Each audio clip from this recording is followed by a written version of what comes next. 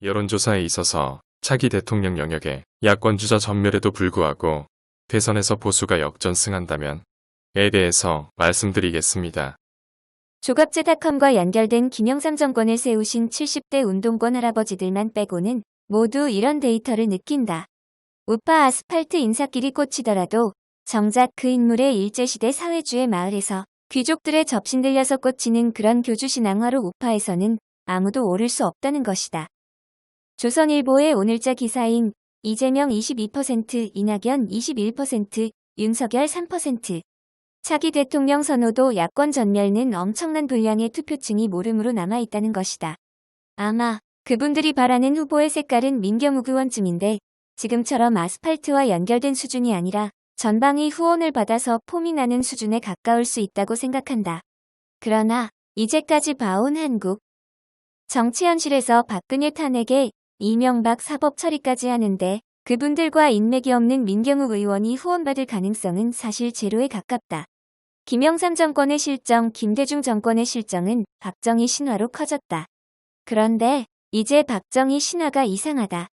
조갑재 씨의 박정희 다룸은 문침의 정권을 정당화하거나 혹은 문침의 세력이 현재를 망각시키며 과거 파리를 하는 떡밥 제공으로 간다.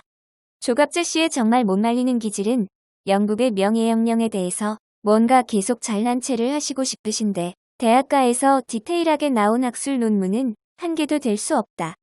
70대로서 조갑재 씨와 동년배와 연계된 수준만을 만족시킨다.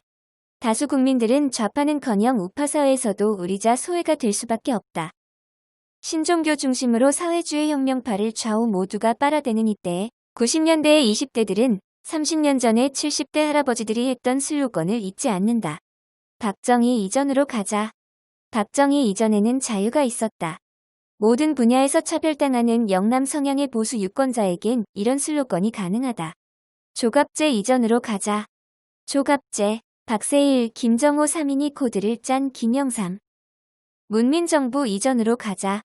그 시대는 민주정의당 시대였으나 자유민주 질서 안에서 모든 국민이 전부가 배려가 된 시대였다. 좌파 개혁은 물론이고 보수 개혁이란 것에도 극심한 실망감은 사회에 뿌리가 깊다. 김준교 TV의 김준교 씨의 원색적 지르기도 뭐 이상한 수준도 아니다.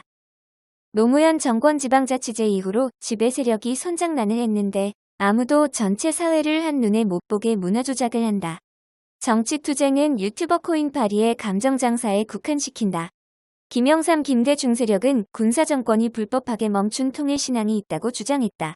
그런 것은 없었다. 자기들 귀족이 전체 영토의 권세를 과시한다는 자기들 우상화 신앙만 있었다. 세계교회협의회 의원은 국제예수사기단 수준으로 민영사 처벌로 국제기구 수장을 걸 단계다. 군사정권은 공권력이 강해도 너무 강해서 문제지만 지금은 귀족이 강해도 너무 강하다.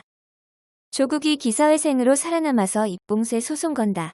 이것을 뚫고 말할 수 있는 사람들은 얼마 없다. 지난 30년간의 역사도 의제화가 안 되는데 군사정권 이야기나 일제시대 사회주의 혁명파 찬양 이야기만 지배한다. 그리고 기승전 세금 증세이거나 집값 폭발이다. 나는 보수의 차기 대권 주자는 빗자루라는 실체를 매개로 하는 국민이라고밖에 볼 수 없다. 70대들은 김대중, 김영삼의 실망감이 박정희 신화로 만들어졌다. 지금의 40-50 세대들의 민주파리 사회의 실망감은 뭘로 만들어질까? 구독, 좋아요, 알림 설정. 양심이 있는 사람이면 해야 한다.